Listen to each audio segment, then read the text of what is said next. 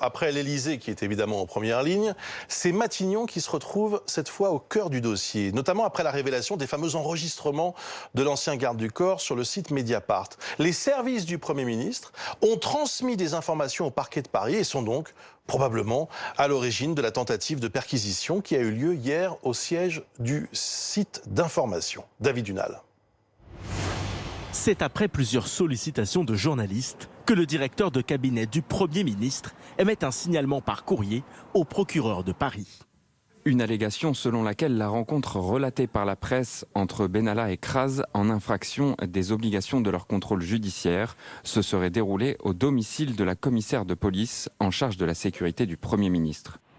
C'est ce signalement qui a provoqué l'ouverture d'une enquête préliminaire pour atteinte à la vie privée et conduit à une tentative de perquisition chez Mediapart.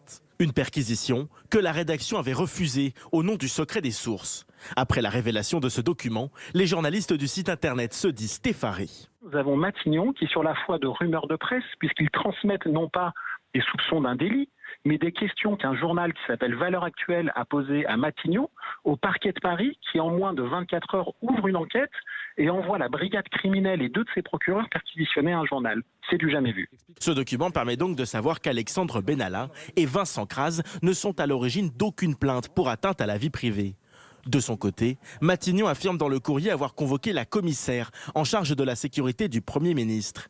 Cette dernière dément avoir reçu les 2 hommes, mais affirme en revanche avoir accueilli chez elle Alexandre Benalla fin juillet, alors qu'il était mis en examen pour violence et ne travaillait plus à l'Élysée. Cette commissaire a depuis été entendue par les enquêteurs. Concernant l'enregistrement audio publié par Mediapart, on ne sait toujours pas qui l'a réalisé. Matignon affirme qu'il ne s'agit pas des services de renseignement. Bonsoir Edoui Plenel. Bonsoir. Et merci d'être notre invité ce soir sur BFM TV. C'est une affaire dans l'affaire et on va essayer d'y voir plus clair. La question est très simple. Que reprochez-vous à Matignon? C'est tout simple, c'est de porter atteinte à des libertés fondamentales, le droit de savoir des citoyens, révéler des informations d'intérêt public. Vous avez bien compris, la lettre, elle est sur le site de BFM. La lettre ne parle pas d'information, la lettre du directeur de cabinet de Matignon, elle parle d'allégations. Ils reçoivent un coup de fil de Valeurs Actuelles qui leur dit « On croit savoir que ces enregistrements de Mediapart auraient été faits dans tel appartement et par tel moyen. Qu'en savez-vous » demande-t-il à Matignon. Matignon répond « Nous démentons ». Et de ce démenti, c'est-à-dire ça n'existe pas, un démenti c'est ça que ça veut dire. Bien sûr. Ils font une lettre au procureur de la République, dans laquelle le directeur de cabinet dit « Moi, j'ai pas d'infos, hein. Je sais rien. Mais je vous signale que des journaux, des journalistes m'interrogent. » C'est-à-dire, d'un rien, on fait quelque chose. On fait quelque chose auprès de qui? Le procureur de la République, il faut que nos compatriotes le comprennent, bien sûr, concitoyens. Le parquet n'est pas indépendant dans notre pays. Parquet, et le procureur de la République de Paris a été nommé.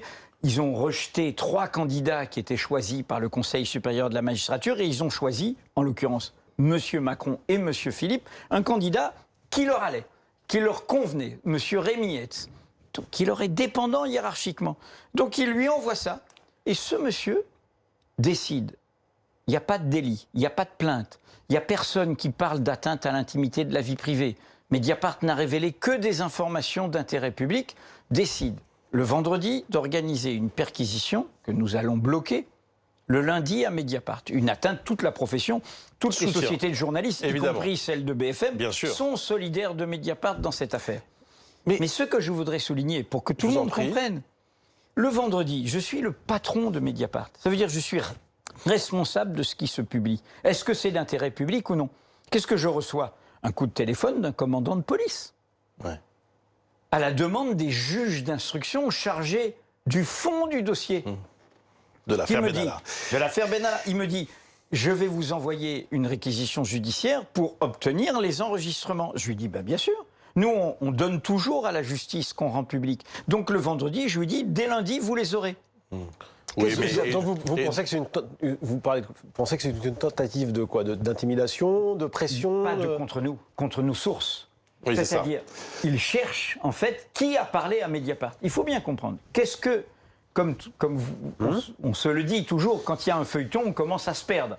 Donc, attention, ne nous perdons pas. revenons à l'essentiel. Mediapart révèle quoi dans le feuilleton Benalla?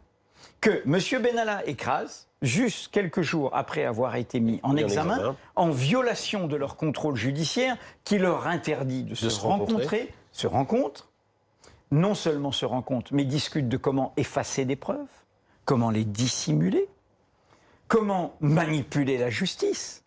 Et deuxièmement, ils discutent de leur implication commune dans une affaire qui n'est pas mince, un contrat avec un oligarque russe proche de M. Poutine, soupçonné de liens avec les pires mafias moscovites, qu'ils ont conclu, et ils ont touché de l'argent pour ça, 300 000 € au total dispatchés entre les uns et les autres, pour sa protection, et qu'ils ont conclu, alors que M. Benalla est à l'Élysée, donc pour tous les protagonistes, c'est que l'Élysée est d'accord, et que M. Kras est à En Marche, permanent d'En Marche. Qu'est-ce que je veux dire? On s'occupe de Mediapart. On s'occupe des sources de Mediapart. Je parle du parquet, je parle de Matignon, je parle du pouvoir exécutif, de la présidence de la République, du Premier ministre, etc. On est une semaine après nos révélations. On s'est occupé de la violation du contrôle judiciaire. Vous en avez entendu parler? Toujours pas. Ils ont été convoqués? Toujours pas. Alors que vous savez que la violation du contrôle judiciaire pour un délinquant lambda... La seule chose qu'on sait, c'est que comme M. Benalla a dit qu'il ne connaissait pas cet oligarque russe devant la commission d'enquête parlementaire, il a menti. Il y a parjure, le président de la commission... Mais je reviens. Contrôle judiciaire, vous savez que dans le code pénal, un délinquant moyen, il viole son contrôle judiciaire, il est convoqué, on lui met les bracelets et il fait quoi? Il fait de la détention. Je continue. Contrat russe. Mais enfin quand même, on parle de l'affaire russe de M. Trump. On a un proche du président de la République en place. Les négociations ont commencé en 2017. En 2017. Les versements viennent de paradis fiscaux. Comment? On n'a pas l'annonce d'une enquête préliminaire? D'une enquête préliminaire sur ce contrat russe. En revanche, on a l'annonce d'une enquête préliminaire sur du sable, sur une prétendue violation de l'intimité de la vie privée qui autoriserait à tenter une perquisition à Mediapart. Enfin, l'effacement de preuves. Nos enregistrements le prouvent. Quand M. Benalla, l'affaire éclate en juillet, rappelez-vous, la perquisition chez M. Benalla, elle est retardée de quelque temps. Pourquoi? Parce que M. Benalla n'a pas la clé. Il dit, j'ai pas la clé, je l'ai donnée à ma copine. Pendant qu'il n'a pas la clé, qu'est-ce qui se passe? Il y a des gens qui font le ménage. Ils enlèvent un coffre. Le parquet de Paris, le même parquet de Paris, n'a pas ouvert pour les juges en disant non seulement je vous demande d'instruire sur les violences du 1er mai, mais je termine juste cette phrase. Je vous demande sur l'effacement des preuves. L'effacement des preuves. C'est quand même une histoire vendredi, vous reprochez à Matignon donc d'avoir prévenu le parquet. Mais si on inverse la situation, et si Matignon n'avait rien dit, n'avait pas transmis... Excusez-moi, Matignon transmet quoi? Que Valeurs Actuelles l'a interrogé. Ils estiment que c'est faux. Ils ont démenti. Mais excusez-moi, moi je serais à Matignon, je serais directeur de cabinet, vous savez ce que je fais? J'ai lu dans Mediapart des informations d'intérêt public très graves. Je vous demande, monsieur le procureur de la République, de vous intéresser à tous les délits révélés par l'information non pas de Valeurs Actuelles, mais de Mediapart. Le directeur de cabinet lui-même dit ce sont des allégations. Mediapart, ce n'est pas des allégations, c'est des informations. Je vous confirme à la date où je suis. À la date où nous sommes, est-ce que Mediapart est poursuivi en diffamation sur son article? Par personne. Est-ce que quiconque dément nos informations? Personne. Question précise. Cette conversation qui a fait tant de bruit, il y a un peu plus d'une semaine maintenant sur votre site, a-t-elle été enregistrée au domicile de la chef du groupe de sécurité du Premier ministre? Vous êtes journaliste. Vous connaissez les règles. Les règles du journaliste, c'est la protection des sources. Donc, et la règle, c'est aussi de vous poser des questions. Bien donc sûr, chacun est dans son rôle. vous avez entièrement raison. Très bien. Mais vous avez entièrement raison. Et donc, je vous réponds que nous, journalistes d'enquête, nous répondons de ce que nous publions. Nous ne répondons jamais d'où ça vient et de comment nous l'avons obtenu. Est-ce que... Je vais être très complet. Elle le connaissait manifestement. Mais bien sûr que nous savons tout. Nous connaissons le contexte. Je suis le responsable juridique de Mediapart. Je passe ma semaine actuellement, tous les jours, à la 17e chambre correctionnelle du tribunal de Paris dans le procès Baupin. Denis Baupin, absolument. Une enquête sur des violences, agressions sexuelles, etc. Je réponds toujours à la justice de ce que je publie. Mais quand c'est publié, j'assume. Si j'assume, c'est que je sais tout. Je sais comment on l'a eu. Je sais si c'est loyal. Je sais si c'est recoupé.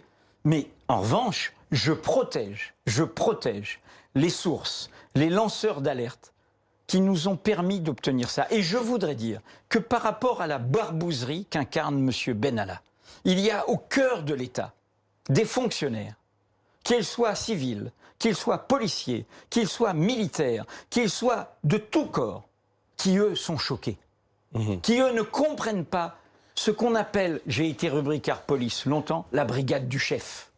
Ce que j'ai connu sous la présidence de François Mitterrand, la cellule de l'Élysée, le cabinet noir qui fait les combines. Mais cette chef du service sécurité, manifestement, connaissait Benalla, donc il y a soupçon que l'enregistrement ait pu avoir lieu. En tout cas, un personnage de cette affaire. Un personnage de cette affaire. Non, elle n'est aucun personnage. Est-ce que son compagnon... Elle n'est aucun personnage de cette affaire. Les seuls personnages de cette affaire sont ceux qui sont dans notre enregistrement. Libération. Monsieur Kras et Monsieur Benalla. C'est-à-dire ceux qui sont concernés par ces faits. Libération révèle ce soir que le compagnon de cette dame, de la chef du groupe de sécurité du Premier ministre, M. Chokri Wakrim, est impliqué dans un sulfureux contrat russe avec Alexandre Benalla. Je pense. Est-ce que c'est une ma réponse, c'est que celui qui est impliqué, il s'appelle M. Benalla, et celui qui est impliqué est M. Kras. Je vais être très précis. Ce contrat russe est signé pour une société qui est Mars. Pourquoi elle s'appelle Mars? Parce qu'il y a Jupiter, M. Macron. Et c'est M. Kras qui s'en occupe. Totalement lié à M. Benalla. M. Benalla et M. Kras vont demander à une société velours, pour laquelle ils ont travaillé, de s'occuper, il s'agit de protéger les intérêts en France de ce monsieur. Les versements viennent de paradis fiscaux. Cette société velours s'est comportée très dignement dans cette affaire. Dès qu'elle a appris les faits de violence policière, de violence non policière, par exemple de violence volontaire du 1er mai, ils ont dit « c'est pas possible, on ne peut plus faire affaire avec vous ».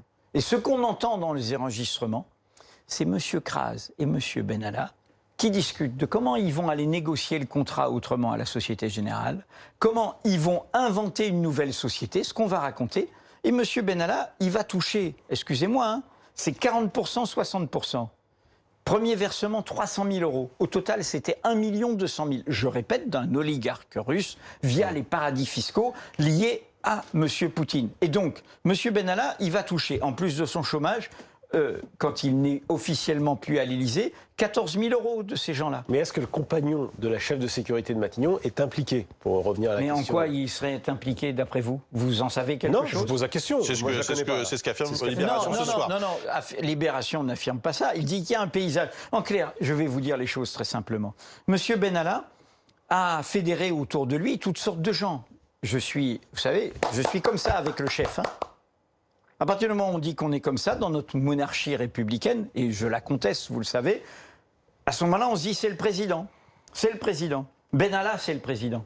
Donc, qu'est-ce qu'il fédère autour de lui? Toutes sortes de gens. Anciens gendarmes, anciens militaires, anciens etc. Mais ces gens, ils ne pensent pas travailler pour Benalla. Excusez-moi. Ils pensent que c'est la présidence. Ils pensent que c'est le patron, comme dit M. Benalla, qui a donné.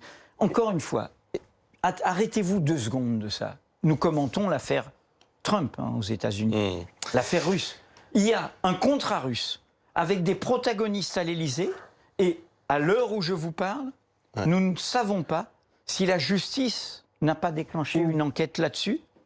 Une dernière question, Edwy Plenel, l'affaire Benalla, les Gilets jaunes, ça n'empêche pas d'Emmanuel Macron de remonter dans les sondages, comme si, au fond, l'affaire Benalla, l'opinion avait sans doute été choquée cet été, mais bon, voilà, le temps passe. Il regagne 11 points en 2 mois. Ça vous surprend? Bruno, je vais vous dire une formule très médiapartienne.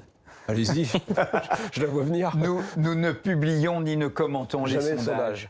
Donc, vous savez, moi, je pense qu'il se passe des choses plus en profondeur dans la société. Merci beaucoup. Les Gilets jaunes ont surpris tout le monde. Oui. Il y aura d'autres surprises. Et il y aura d'autres enregistrements? Il y aura d'autres surprises. Il y aura c'est-à-dire d'autres des enregistrements sur informations- Mediapart. Des informations d'intérêt public, Bruno Toussaint. Moi, c'est Bruce, mais Bruno, mais Bruce, vous pardon. avez fait un mix entre, Bruce, les, excusez-moi, entre nous Bruno, deux. Bruce, Je vous en excusez-moi. prie. Pardon. Tout va bien. Pardon. Merci. C'est parce que je voulais vous nommer, Nous associer. tout simplement par Merci correction. beaucoup, Edoui Plenel. Merci d'avoir répondu à nos questions ce soir sur BFM TV. Elles sont au cœur du mouvement des Gilets jaunes.